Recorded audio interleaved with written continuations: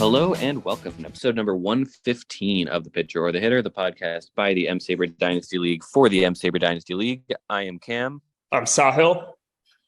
And this was definitely, after last week was kind of a quiet week. This one has more than lived up to week one. This is a fun one. Yeah, this is a pretty big week. A lot of close matchups. One matchup went down to the last game. That was the Yuki Alex matchup, and a lot of matchups today looked like they could flip one way or another, but it is all settled now. The Mets Giants game just ended a little while ago, and we are here to discuss the aftermath. But before we do that, there was a trade that went down this week. Went down at the beginning of the week, right after we recorded last week's episode, so we didn't get it in, but we're going to talk about it now. Bo the Flow agreed to trade Edward Cabrera, Miguel Bleis, and Christian Hernandez to Moneyball for Josh Rojas, Marcelo Meyer, and Mason Miller. Cam, why don't you go first? So this is interesting. You were like hyping it up as if it was going to be a big lopsided deal, and you were even like your comments in the chat were like, oh, this is the big lopsided deal. Jake ripped someone off, but like, I don't think it's that bad. Like, I like Miguel Bleis and Christian Hernandez. Those are two good prospects Yuki got. And yeah, Marcelo Meyer's the best prospect in the deal. Mason Miller's interesting too, but like, I mean, I don't care that much for Josh Rojas. Like he was off to a hot start, but he was rocking like a 400 plus BABIP. And since the trade happened in the past week, he had a really rough past 7 days, 219 on base percentage. So it's not like he got a stud second baseman. And certainly not a second baseman who's better than his old second baseman, Gleyber Torres. I don't know. I think Jake probably wins the deal because of the prospect quality, the prospect caliber. Is pretty even on both sides, and then Jake got the major leaguer, but I don't think it's like a ripoff or anything. Well, Yuki also got a major leaguer. He got Edward Cabrera, who did not start out the season great, but definitely had a better last start than his first couple. Let's see if I can pull up the numbers here. Yeah, good start. Six innings, two earned, 8 Ks. Yeah, great start. His most recent one. Yeah, even the one before that too at Philly was better. He was walking a bunch his first couple starts against the Mets, and he settled down a bit. I think my initial reaction to the trade was probably strong, and I still think that Jake probably wins the deal, but I do see why Yuki made it as well. I agree. I think Meyer is the best prospect in the trade. Mason Miller shot up a lot of boards. I'm still a little skeptical for a number of reasons. I think the talent is there, but he's still a pitching prospect, hasn't pitched a ton of innings in the Oakland organization to start out with. He has some interesting stuff. There's just still a lot of risk there. I don't think it's much different than any other starting pitching prospect in that regard. Rojas, I think Rojas is fine as a middle infield guy, and for Jake it works because he's the Torres replacement. I know Torres has slumped a little bit since Jake traded him because he's dealing with a minor injury, but I think this is a pretty big downgrade. And we talked last week about Edward Julian, possibly being sent back down, and sure enough, he was sent back down. So Jake is a little thin in the middle infield right now with those guys. Cabrera is probably a little better than maybe I was giving him credit for initially. I like Bleis, but not as much as Meyer. I'm not the biggest Christian Hernandez guy, so I don't know. I think Yuki got more value, or Yuki gave up more value. But I could also see how this could work out for Yuki. Yuki does need starting pitching too. That is another thing I'll say. Yeah, and a young starting pitcher too. Yeah, like Kyle Freeland is like one of his 6 major league starting pitchers right now. Like that's scary. Yeah, that's rough. So I think it's a fine deal for both sides. And I think Jake would be better off if he just kept Gleyber Torres. Yeah, I still stand by that. Accidentally opened up an Oreo highlight. Yeah, I also agree. I don't really understand both of these moves in conjunction. Just doesn't make sense to me. Yeah, that's okay. But do we want to talk about Jake's matchup now? Is there anything more we want to talk about before that? No, let's get diving into the matchups here. I know you are in a race against your computer battery here. What is it at now? Is that 13 when we started to record? It is still at 13, actually. Oh, yeah. So I'm doing the Zoom. If my audio sounds a little weird, I'm doing Zoom from my phone and just looking at scores and stuff from my computer, just to save the power that Zoom would have taken up. makes sense. And yeah, I don't currently have my phone or computer charger nearby. But yeah, it's a little bit of a race against the clock. It just the second dropped to 12. But we're gonna power through. Jake got a win over Erik 7-3-2, but I wouldn't say either of these teams look convincing. I mean, for example, to name a team at random, Ruthvik would have beaten Jake 8-3-1.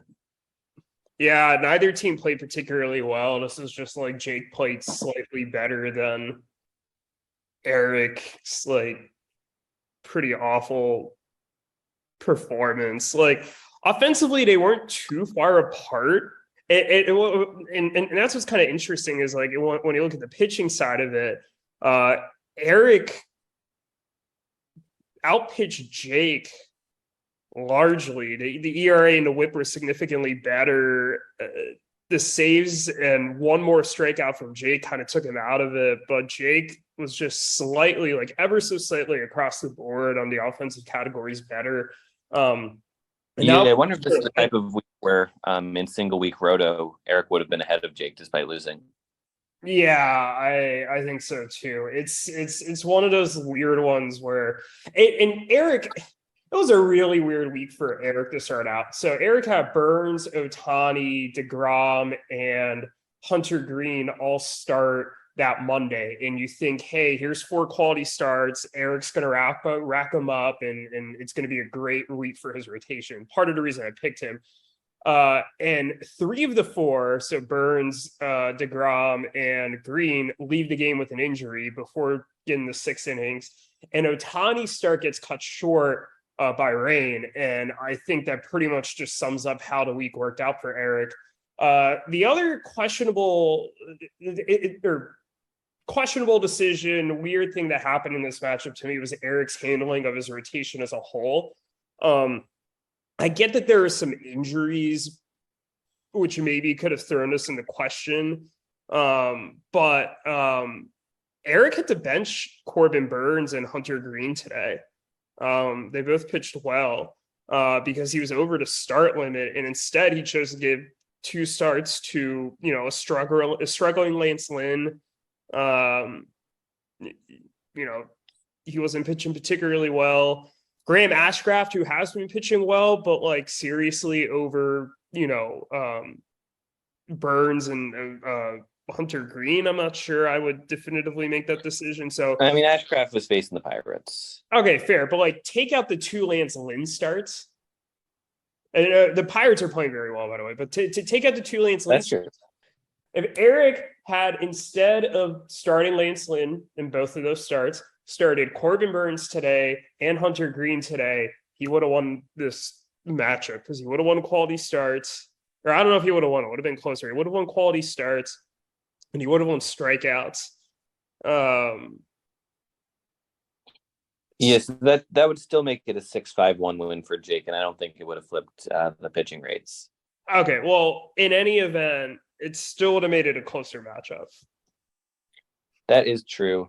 Yeah.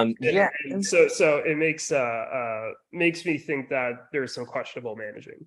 But go ahead. Yeah, I'm not going to question Erik's managing too much. I will say it was a winnable matchup for him. Just 1 double, 1 homer, and 1/100th of a OBP point away from winning those categories easily. He got just kind of let down hitting wise. Nick Maton went 0 for 12 in Erik's lineup, and now he's a free agent. Rough week from JD Davis, rough week from Ohtani hitting wise. He hit 2 homers, but only had 1 other hit. Rough week from Tyler O'Neill. The pitching was great, though. I will say Jacob deGrom had a 16 Ks in just 10 innings. Shohei Ohtani pitched really well and didn't hit that great, but pitched phenomenally. Chris Sale struck out 11. As for Jake, though, just kind of a little bit better. Like, you got $3 from Josh Bell. I'll say matchup MVP is a tough one. I don't like giving it to a guy with such a low OBP, but JD Martinez probably gets it just because he drove in 6 runs and hit 3 homers and hit a couple of doubles as well. But the pitching, again, player of the week. I mean, which says the quality of the week these guys had. Yeah, I mean, I couldn't find anyone better, truly. He had a rough pitching week too. Luzardo was not very good. Luis Castillo had a mediocre start. Just a disappointing matchup between the 2 teams that are supposed to be at the top. Yeah, let's talk about this for a second. Let's start with Erik. Erik's now 1-2. He has losses to Yuki and Jake, and he plays me next week. Scale of 1 to 10, 1 not concerned at all, 10 very concerned. How concerned are you about Erik's team and his start right now? I'll give it like a 4, perhaps 3 or 4. Like, I mean, I don't think my outlook for the rest of the season is that different, but I mean, it's hard. Like, if he loses to you, he'll be 1-3, and that's a tough hole to dig out of if you're trying to get a top seed. And I don't think it's like we're in danger of him missing the playoffs or anything like that. But I mean, if he wants to be a top 2 seed, he really will have to have a good showing against you next week. I think you're right. I'm not overly concerned with Erik, but yeah, I mean, if he does lose next week, you're talking about 1-3 with losses to Jake and I. So you're losing that tiebreaker at least early on. And I think that's going to be a hard hole to dig out of. Let's talk about Jake's team, because he does advance to 2-1, right? He split against me and Erik, lost to me week 1, beat Erik this week. And in between last week, he beat let's see if I can pull it up quickly. He beat Yuki. They got a little easier schedule coming up. He plays Daniel and Matt next week. The pitching is still not looked particularly good. I know Luzardo is kind of one of his rocks early in the season, struggled in a couple starts this week. Same question, scale of 1 to 10. How concerned are you about Jake's team? And has your opinion about his team changed from the beginning of the season?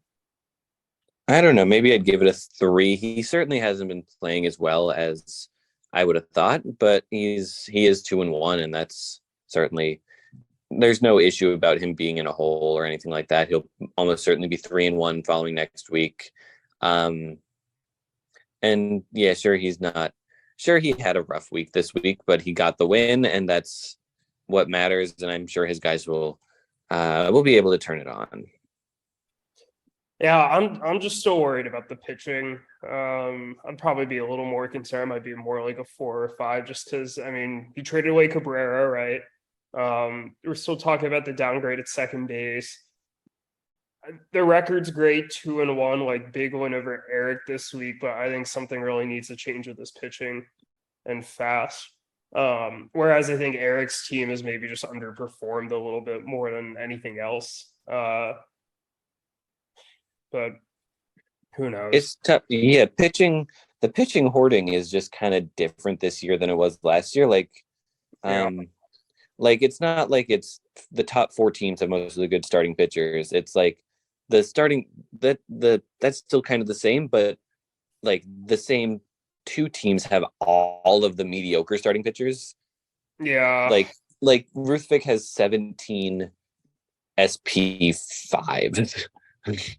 And it's just so weird. Yeah, I'm trying to. And there's some weird knock-on effects for the rest of the league. But yeah, just kind of weird how they're distributed. They're not distributed very equally in terms of number of starters each team has. Yeah, I don't really understand it. I think there's going to be a lot, like the log jam's going to break at some point. This is why I tried to acquire a bunch of starters in the off season, and now I'm kind of going through my depth here, and like a lot of other teams are starting to realize that as well. There's been a lot of pitching injuries to start this season, but it's going to be interesting. We'll see how this all plays out, but I think there's going to be a robust trading market for pitchers, but I don't think they're going to be cheap.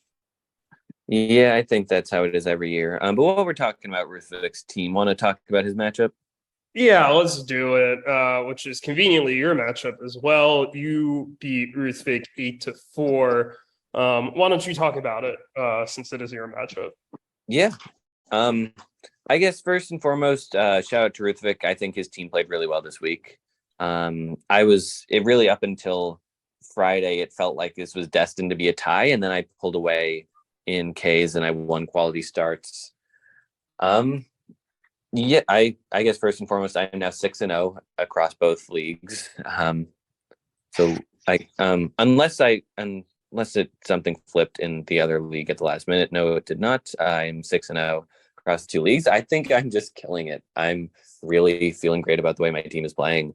I got 7 quality starts and 8 holds. My bullpen has looked really good.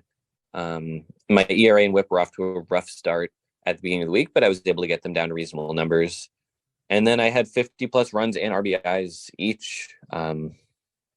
So there's just a lot to be happy about here. As for Ruthvik's team, 25 doubles is a great number.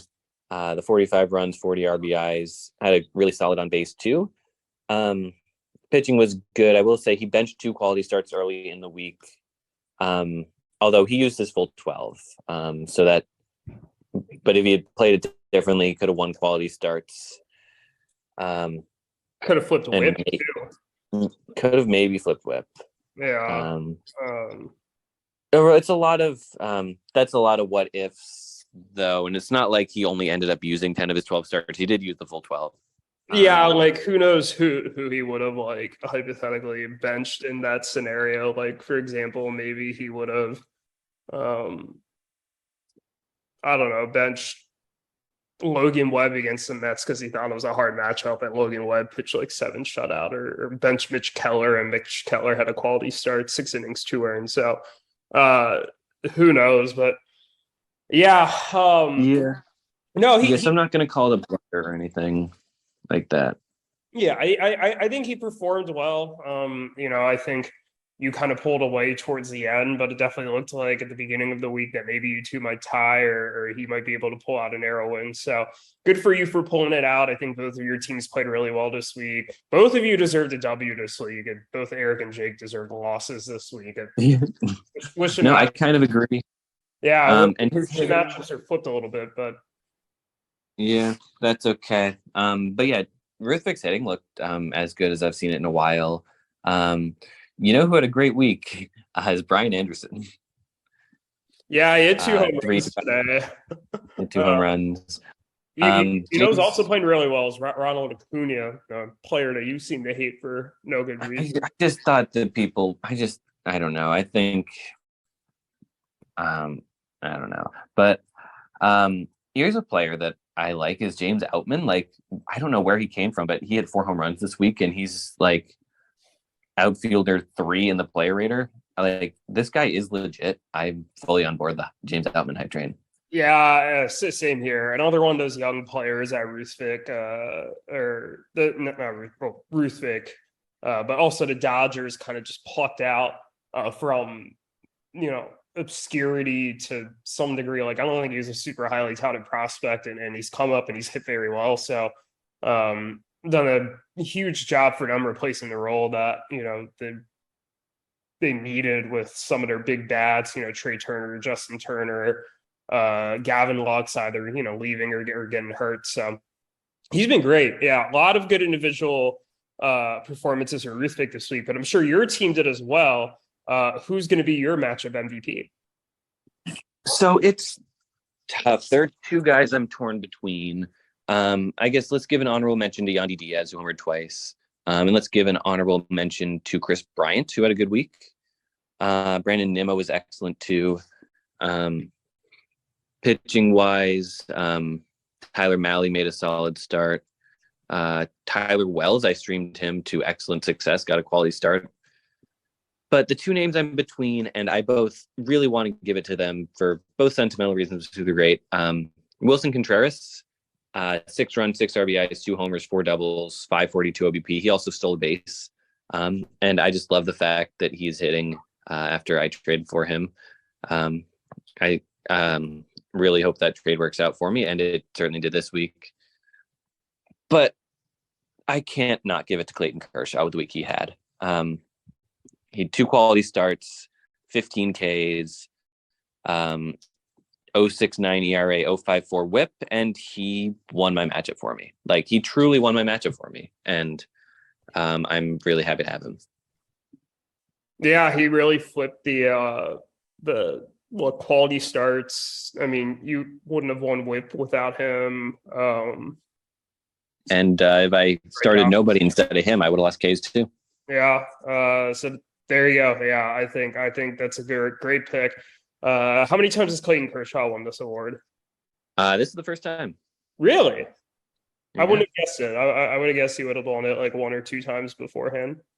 Yeah, I am surprised too. But down to 11% on my computer. Let's move on to the closest matchup now, unless you have anything more to say about me or Ruthvik. No, nothing else. All right. So Yuki squeaked out a victory against Alex, 6-5-1. This one could have gone either way most of the week. Alex drops to 0-3, but put up a good fight against Yuki, who is now 2-1. Yeah, second consecutive week where Yuki's pitching ratios have been hot garbage. 6.23 ERA this week, 166 WHIP. He got 72 strikeouts, which feels high for a Yuki team that relies on the bullpen. 1 quality start in 9 tries is not the best. No, 6.23 ERA. The offense was okay. I mean, 48 runs is nice. The 8 stolen bases is nice, but the rest of it was pretty mediocre. Another one of these where Yuki probably didn't deserve to win, but won. He advances to 2-1. Let's do another heat check here. Another playoff team from last year who's had some mixed performances. Beat Erik week 1. Didn't look great pitching the last 2 weeks. Went 1-1 in the last 2 weeks. How are you feeling about Yuki's team? So I mean, going into the season, I had no confidence in Yuki's team to repeat his playoff trip, and I guess I'm a little more confident now than I was before the season. So, like, I don't know. I think he's looked a little better than I expected him to. Not that I'm like banging the drum, hey, Yuki, welcome back to the playoffs. I don't know. But I don't know. I think the pitching was rough, but he did get Edward Cabrera. Hopefully that helps out a little bit. I don't know. I don't think he's a playoff team. And I think it's tough because I also think a little higher of Ruthvik's team than I did going into the season. But that kind of, Ruthvik always peaks early is the problem. I'm just kind of on Yuki's team. Yeah, I think that's fair. Yeah, looking at his guys, though, great week for Randy. Solid week for Luis Arraez. Solid week for Corbin Carroll with a pair of steals. 4 runs, 4 doubles. Matchup MVP has got to go to our pal, the Miso Man. Nico Horn. The Miso Man, 7 runs, 8 RBI, pair of doubles, pair of homers, and he stole a base. The Miso Man was great. With a shout out on the pitching side to nobody. Nobody gets a shout out here. But as for Alex's team, He stole 9 bases. This team is going to lead the league in steals and might even break the record for stolen bases by the end of this year. Maybe I'll make that a hot take. I think Alex's team break the stolen bases record by the end of the year. The record is no, like the season length record that is. I got you. Yeah, it is currently 176, set by Erik in 2021. Erik also set the home runs, RBI, and runs record all in 2021. God, he was good that year. The Tendies already have 30 stolen bases, which is second in the league, 5 behind Yuki. Interesting. That's surprising that Yuki's ahead of them. Yeah, maybe I'm less confident now that I was, but either way, 9 stolen bases. Got him from a few different sources. Tyro Estrada led the team with 3 this week. Josh Lowe got 2. So even a lot of guys, even with Jorge Mateo stealing none this week, they on their roster. Did they cut him? No, he's still with them. No, he was banged up.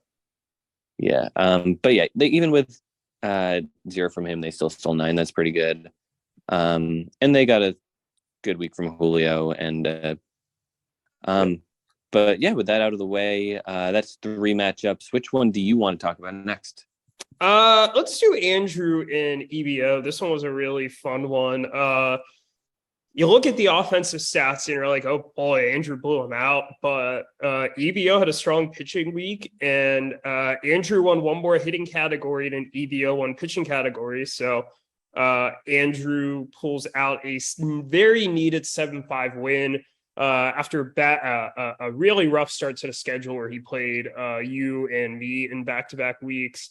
He really needed a big win here to prevent going into a really deep hole, and good for him for racking up a win here.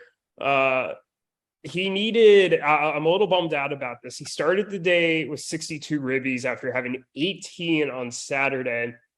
He needed 6 RBIs to tie and 7 RBIs to beat his personal individual record, and only mustered 4 RBIs today. So he finished with 66 RBIs on the week. Fantastic offensive week.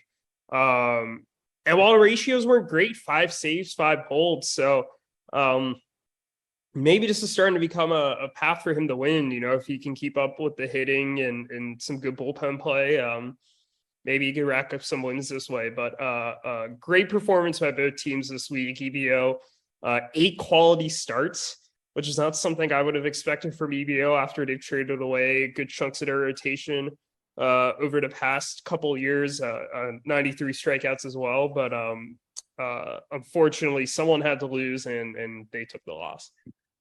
Yeah, I guess, first and foremost, shout out to Andrew. Glad he's in the win column, because he really has been playing well despite the 0-2 start. Oh yeah, he does not deserve. He could easily be 3-0 just with like some slightly different matchups to start this season. Yeah, matchup MVP is easily Adolis Garcia with the day he had on Saturday in particular, with 5 extra base hits, 14 RBI over the week with 8 runs, 4 homers. Just a phenomenal week for him. Additionally, solid job from Ian Happ.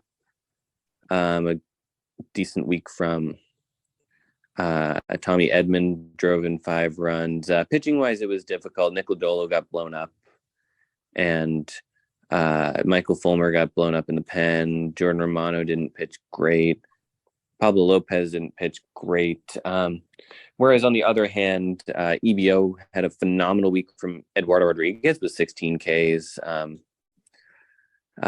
Jack Flaherty had 13 Ks, but not the great ERA. Spencer Strider made a good start. Just a lot of great pitching performances from EBO. It's a shame for them that they couldn't pull out the W. Yeah, absolutely. Here's hoping that they can, get into the win column next week, because they certainly played well this week. But yeah, anything else you'd like to say about this matchup, or do you want to move on to the next one? No, let's do it. There are 2 left let's go to the closer of the two, and one that we think is an upset. Conor beat Anthony 7-2-3. Yeah, this one was like, it's bizarre how identical their pitching stats were. Like Conor had 4 more strikeouts, 69-65, but they each had 3 quality starts, 7 saves, and 1 hold. ERAs were narrowly apart. Conor at the 355, Anthony at the 371. Conor had a little worse whip. But Conor across the board offensively was just better. And that was enough for him to pull off a 7-2-3 win. A much needed 7-2-3 win, as he had started 0-2, and maybe not the best losses either. I mean, he had lost to Ruthvik and he had lost to EBO. So, hasn't even really gotten to the tougher part of his schedule yet. So good for him to rebound here, and tough loss for an Anthony team that you and I are really high on. I agree. Yeah, this was definitely a shock. Tough for Anthony's team, but he didn't. It just kind of had a mediocre week on the whole. Good whip though.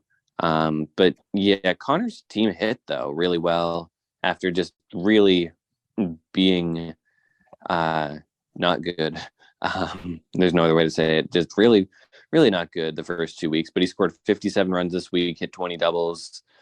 I'm definitely impressed with all of that. Alex Verdugo had a good week for him. Offensively, Byron Buxton had a few doubles, a few walks. Pitching wise, Kyle Gibson made a great start for Conor. That helped out. Matchup MVP, though, goes to Marcus Semien with his 9 runs and 8 RBI. Pair of steals as well.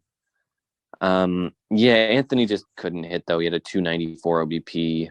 Rough week for him from Bryce Terang. Rough week from Spencer Steer. Rough week from Dylan Carlson. Mike Trout was great, though. He's always great. So that's something. Always great. Yeah. Not a whole lot more to say about this matchup, though. We'll see if Conor can keep the momentum going. Yeah. Who did you name as the matchup MVP? Semien. All right. Anything else you'd like to add here, or should we move on to the last matchup? Not really. I'll add that Marcus or Gleyber Torres also wasn't that great in his first week with Anthony's team. Yeah. He's dealing with a minor injury. I think it's affecting his play a bit. Yeah, that's true. I guess quick shout out to Christian Javier for Anthony. It was good. Yeah, no. He's having a great season. But yeah, the last matchup we have left is yours. And you just 1-10, 1-1. Not a whole lot to say. You're a good team, and you beat a bad team as badly as you perhaps should have. Yeah, I thought there was a brief chance where I thought I might 12-0 him this week, but a little disappointed that did not happen. But yeah, across the board, very solid week. 19 home runs, 8 stolen bases, 55 ribbies, like all great numbers. 2.45 ERA and 0.94 WHIP. Very fantastic ratios. I think this week for me is bigger for what I got back to my roster. So as you all probably know, Tatis has finally made his way back to the major leagues. He did on Thursday. Seiya Suzuki came back 10 days ago. So this was his first full week, and he's been hitting very well. Jorge Polanco, a little surprisingly to me, got activated on Friday, and he had a big offensive day today. So the offense is getting healthy. I think the only bat I have left on the IL is Jose Altuve. This is the pitching is getting banged up since we last podcasted Jeffrey Springs. We knew he was hurt, but Tommy John is out of diagnosis. Very unfortunate. And Brandon Woodruff has a strain that looks like it's going to be a multiple month injury. So kind of the opposite of the way my season started, where the pitchers were all healthy, but the hitters were all hurt. So it's going to be interesting to see how that affects my team and my strategy moving forward. I'm a bit worried about that, but did not hurt this week. Yeah, great 10-1-1 win. Yeah, I agree. Yeah, great win for you. The Bellies very nearly had a notably bad on-base percentage, but 261 just means they don't get added to the sheet. They had like a 229 OBP as late as like Friday. Like that was really that would have broken a record by a lot. Yeah, it was bad. George Springer went 2 for 25. Brandon Drury is just having an awful season. There's no way around that. Are you really surprised though? I mean, I thought he had I don't know. I thought there was something there. He wasn't great in San Diego, and then he was solid in San Diego. Am I misremembering his San Diego stats? He was hitting the ball hard. He got BABIP'd a little bit. That's fair. But yeah, this team has 3 Angels hitters, so there's a little bit of a limited ceiling there. Although Logan O'Hoppe, Angels hitters, and neither of them are Ohtani or Trout. So yeah, but Renfroe hit 3 homers for them. The Angels, with the exception of Drury, the other 2 guys were not the problem. The problem was Ha-Seong Kim went 1 for 21, and the guy supposed to be their star, Nolan Arenado, was not very good either.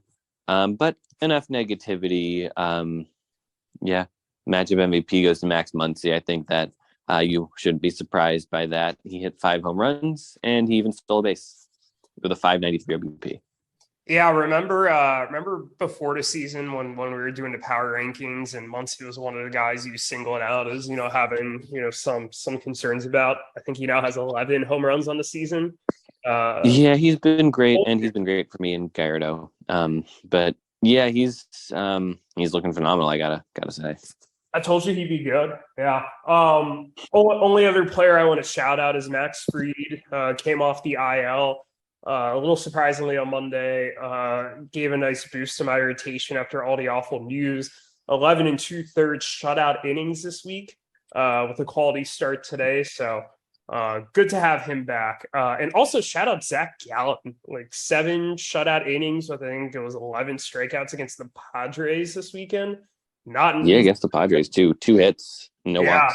He was the number 2 starter in the player rater going into today. Only Garrett Cole is ahead of him. And he has very much filled the role that Woodruff did last year when I kind of had that 5 aces rotation going. So he is definitely helping to keep things afloat. Really liking that trade so far. Yeah, and you're pitching up until Thursday hadn't allowed a single run all week, and then Urias got blown up, and that kind of killed you. But you were and then Manaea.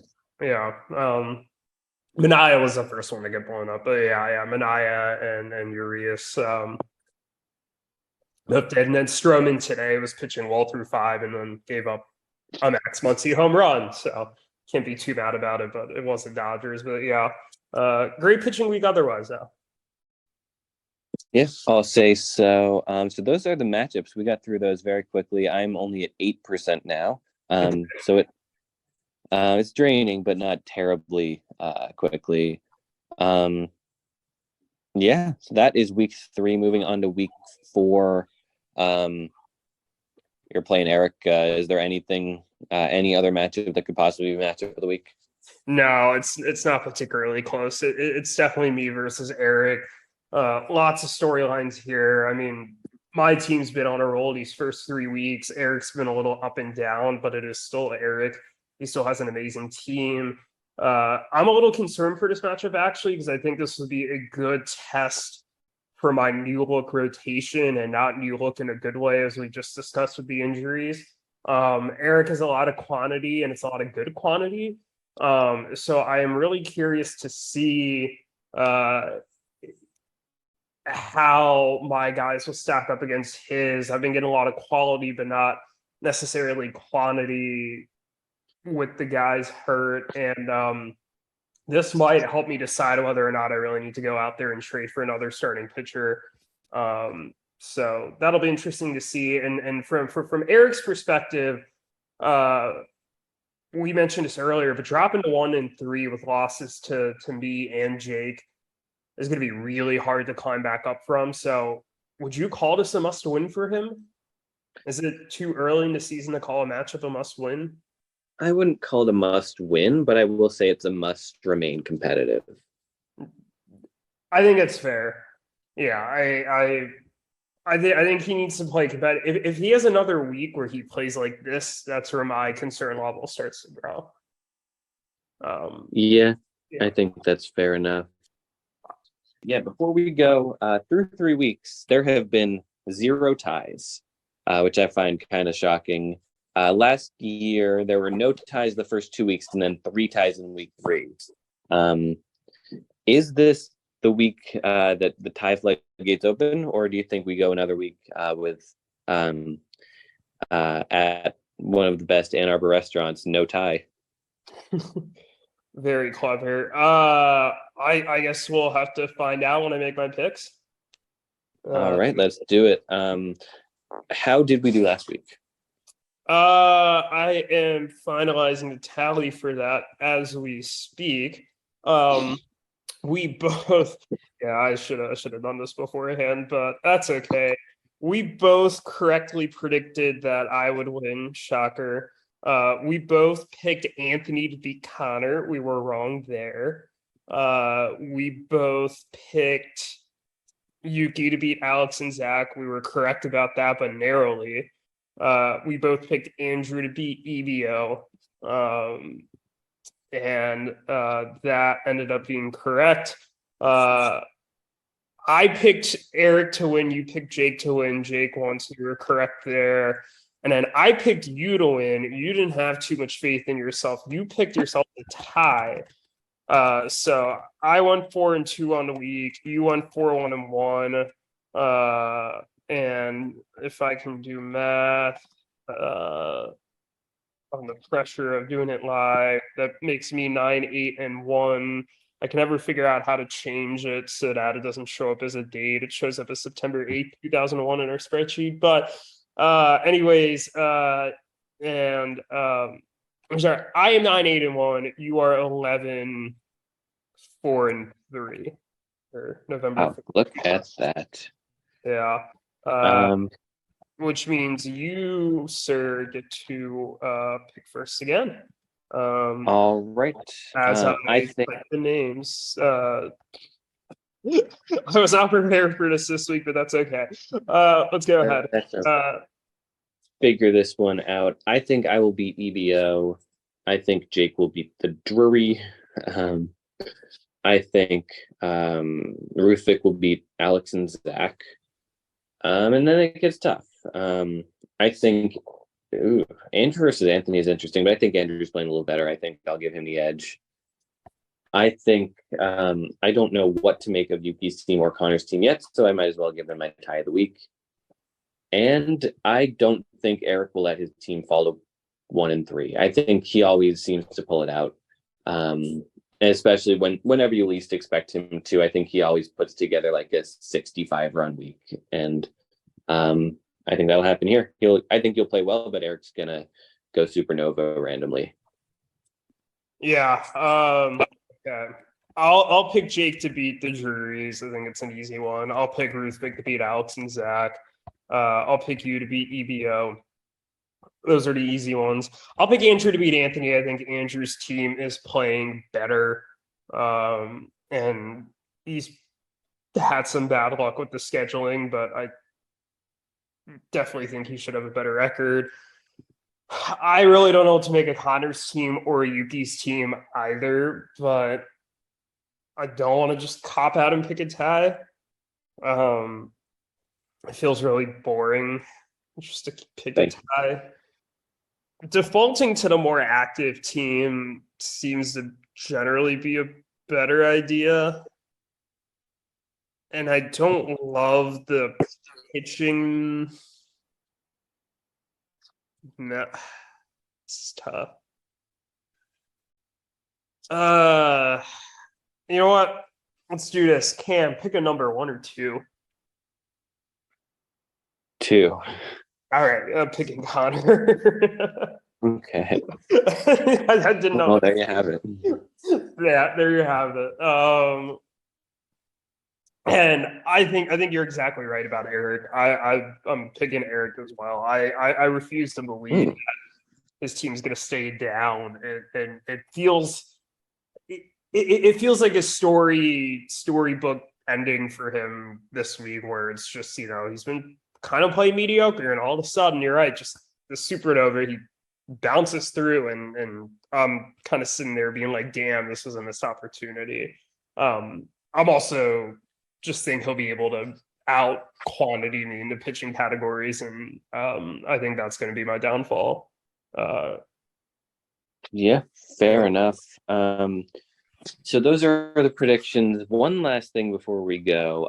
Prior to the season, we both had Anthony 6th in power rankings and Andrew 7th in power rankings. We both picked Andrew and didn't really hesitate very much. Do you think that there's been a shift in power rankings? Yeah, I'd say so. I think Anthony is a better rotation, but I think Andrew has a little more depth in the pitching staff as a whole.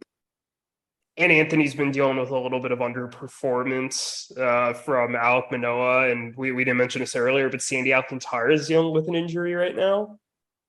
And I think Andrew is a much better hitting team, even with Anthony getting Gleyber Torres. Yeah, I think you're probably right about that. So yeah, we're changing our minds a little bit. And if that's everything, it looks like my computer is still at 8%. I guess doing Zoom on my phone really saved the battery here for the computer. I love it. No, glad to hear. Glad for your computer's sake. And make sure you bring a charger next time.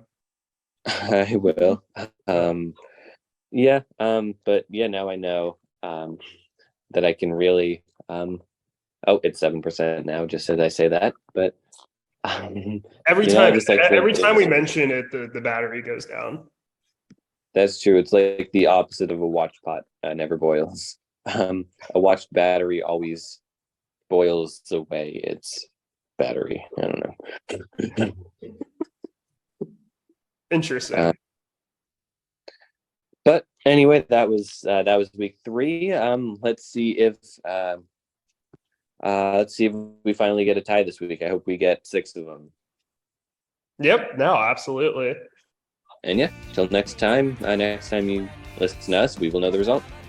Yep, absolutely. Until then. She'll stop pretending I was always someone you could find a friend in. You didn't miss me, you were misdirected. You didn't kiss me, I felt rejected. One of these days she'll stop pretending. You will be a little less condescending. And if you miss me, then you missed your chance. Then maybe little freak no one wanted to dance with.